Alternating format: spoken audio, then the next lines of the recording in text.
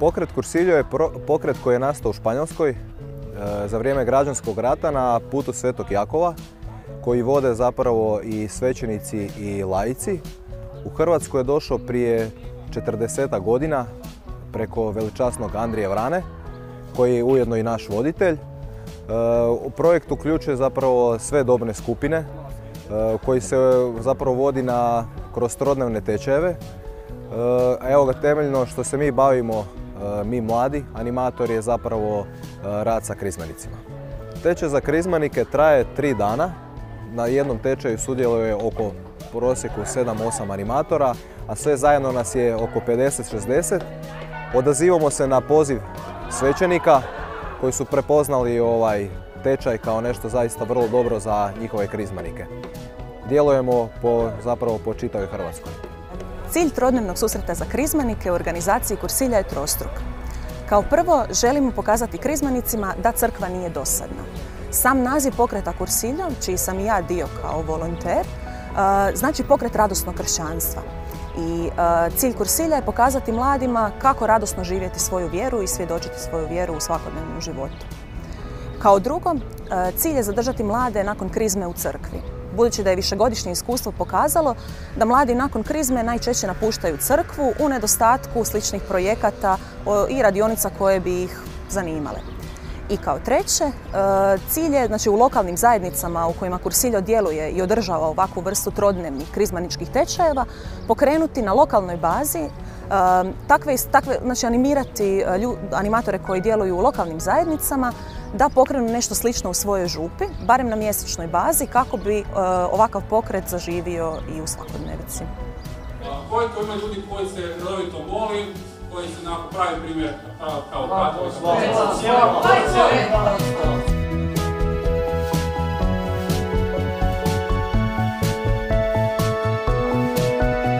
Započinjemo uglavnom petkom predvečer.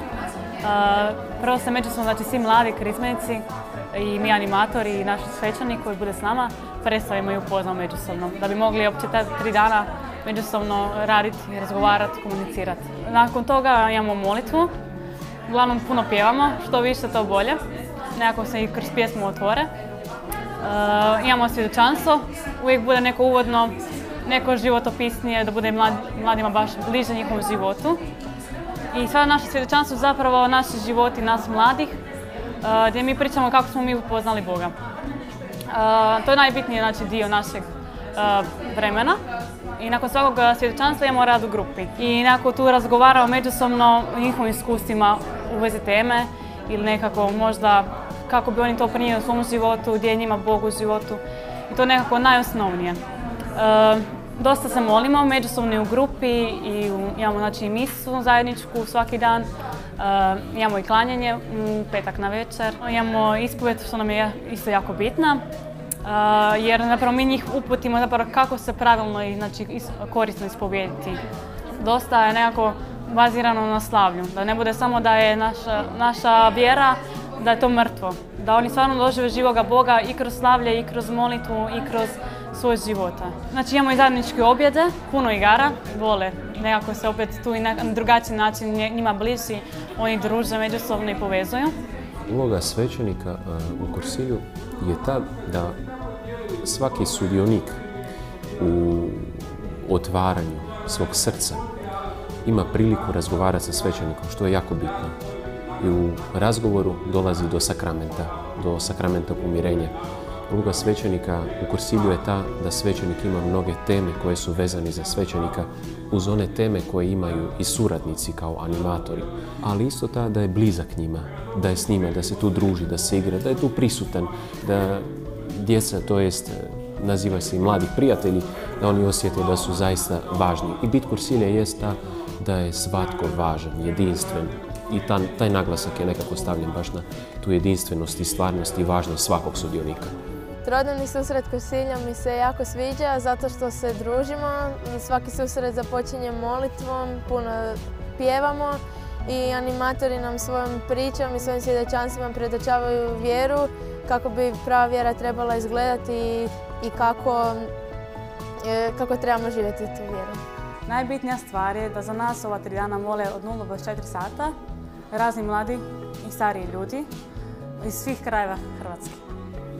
Kursilju u Hrvatskoj je nekih 40 godina, tako da se on kroz krizmaničke tečajeve počeo širiti po župama.